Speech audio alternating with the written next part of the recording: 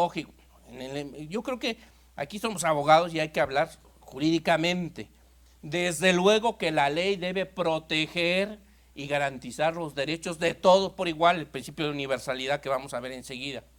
Sin embargo, bueno, yo creo que no se puede tratar igual a los que no son iguales.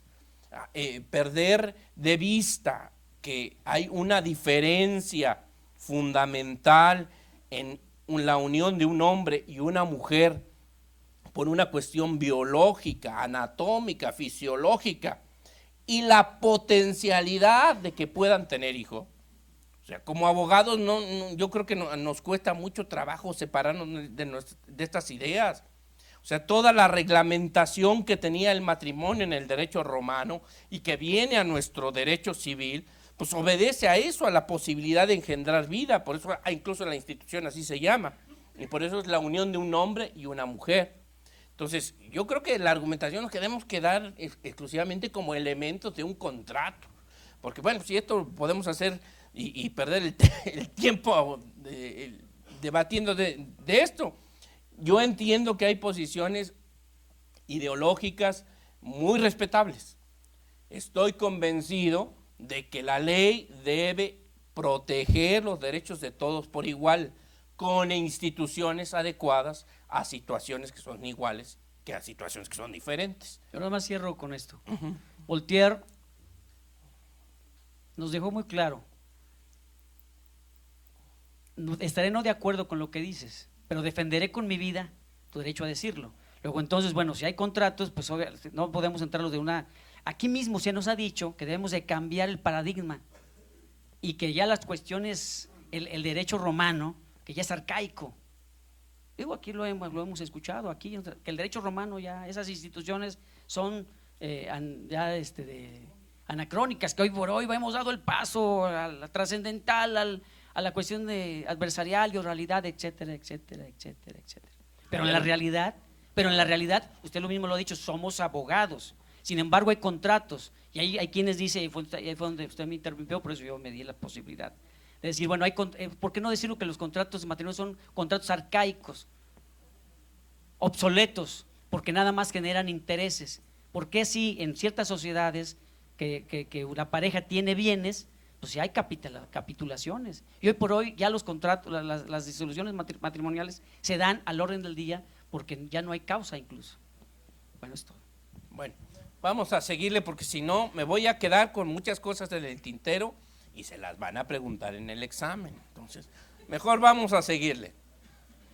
El segundo párrafo del artículo primero, que no tiene correlativo en el texto anterior, nos dice: las normas relativas a los derechos humanos se interpretarán de conformidad con esta Constitución y con los tratados internacionales de la materia, favoreciendo en todo tiempo a las personas la protección más amplia. Este segundo párrafo incorpora lo que en la doctrina se llama la interpretación conforme de los derechos humanos. Y aquí es donde entra la interpretación conforme de los derechos humanos y el principio pro homine. Y para no ser discriminatorio, mejor llamamos el principio pro persona, porque dicen las mujeres, y dónde queda el pro mujer, ¿verdad? Entonces mejor pro persona. ¿Qué establece este segundo párrafo del artículo primero? Que en materia de derechos humanos hay que seleccionar la norma de derechos humanos que sea más protectora o que establezca menores límites. Esa es la interpretación conforme de los derechos humanos. Y aquí también, en materia de interpretación de los derechos humanos, pues hay que estar a los principios que establece el tercer párrafo. Y los principios que establece ese tercer párrafo es el de la universalidad, que se resume en todos los derechos para todos. No se puede hacer la discriminación. La interdependencia, que en un problema social determinado, en una problemática jurídica determinada, pues desde luego que hay varios derechos que están en juego, que hay interdependencia de unos derechos con otros. El de la indivisibilidad, los derechos humanos no pueden segmentarse. Y el de progresividad, que establece la obligación del Estado de procurar todos los medios posibles para su satisfacción en cada momento histórico y la prohibición de cualquier retroceso o involución en esta materia. Sí quiero aquí hacer una precisión muy importante, porque hemos visto con mucha preocupación en las demandas de amparo y en los recursos que el principio pro persona se quiere ampliar para que todas las normas jurídicas del sistema mexicano sean interpretadas de esa manera y que la progresividad también se lleve a todas las normas jurídicas. En principio, el principio pro persona solo rige a la selección de la norma de derechos humanos. Es decir, la interpretación conforme de los derechos humanos y el principio pro persona solo es aplicable a la norma de derechos humanos. Ya hay jurisprudencia de la Corte que así lo dice. Entonces, pedir que una norma de jerarquía inferior a la Constitución se interprete conforme y se aplique el principio pro persona, jurídicamente es inconducente. Hay jurisprudencia que ya así lo dice. De la misma manera, el principio de progresividad se refiere a las normas de derechos humanos, no a las otras normas del sistema.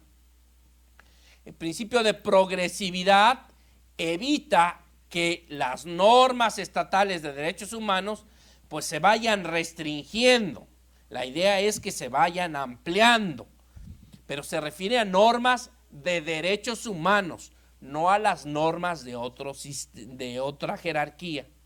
Entonces sí me interesa mucho que les quede muy claro que el principio pro persona y el principio de progresividad son propios de la interpretación de derechos humanos, no de otras normas del sistema.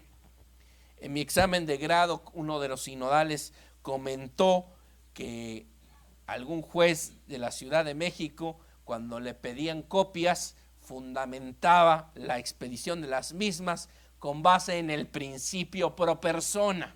Bueno, pues es una aberración. El principio pro persona rige para la selección de la norma de derechos humanos. Ya sabemos que debemos seleccionar la norma que establezca mayor amplitud o tenga menores límites, y a eso se rige la interpretación conforme de los derechos humanos y el principio pro persona. Lo mismo el principio de progresividad, es en materia de derechos humanos, no en materias de otra jerarquía. Esto sí me interesa mucho que les quede claro. También creo yo que en este párrafo del artículo primero, pues establece la regla que permite la recepción de la jurisprudencia internacional, de las observaciones o comentarios de organismos internacionales creados por los tratados. Cuando uno ve la redacción de este párrafo del artículo primero, pues hasta parece redundante, porque dice: las normas relativas a los derechos humanos se interpretarán conforme a esta Constitución y los propios tratados. Yo creo que también lo que el Poder Revisor de la Constitución quiso decir es que pues las normas de derechos humanos se interpretarán conforme a lo establecido en la jurisprudencia o en las observaciones generales de los organismos creados por los propios tratados y en el caso interno por la propia Suprema Corte de Justicia de la Nación. Creo que aquí está el puente normativo para que la labor interpretativa que realizan los órganos creados por los instrumentos internacionales y a nivel local por los facultados constitucionalmente para interpretar los derechos humanos, pues tengan esta misma jerarquía normativa. Es decir, no solo los derechos humanos consagrados en la Constitución y en los tratados internacionales tienen la máxima jerarquía normativa, sino creo que lo más importante son las interpretaciones que de esos derechos humanos han realizado los órganos facultados por ella, facultados por la Constitución y facultados por los tratados internacionales. Desde luego, aquí es bien importante en el sistema internacional, pues irnos a las observaciones y recomendaciones generales adoptadas por los órganos, por los comités de cada uno de los tratados, y en el sistema regional americano por la jurisprudencia de la Corte Interamericana de Derechos Humanos. Aquí, por ejemplo, tenemos la enumeración en el sistema universal convencional, los órganos de los tratados. Pues la interpretación que hagan estos comités pues será vinculatoria y tendrá ese máximo nivel normativo. Afortunadamente todavía están en un nivel, digamos, manejable la cantidad de observaciones generales que tiene cada comité de Naciones Unidas. Bueno, si quieren vamos a descansar 15 minutitos. Los que quieran que les firme el libro, con mucho gusto vamos a aprovechar el receso para hacerlo.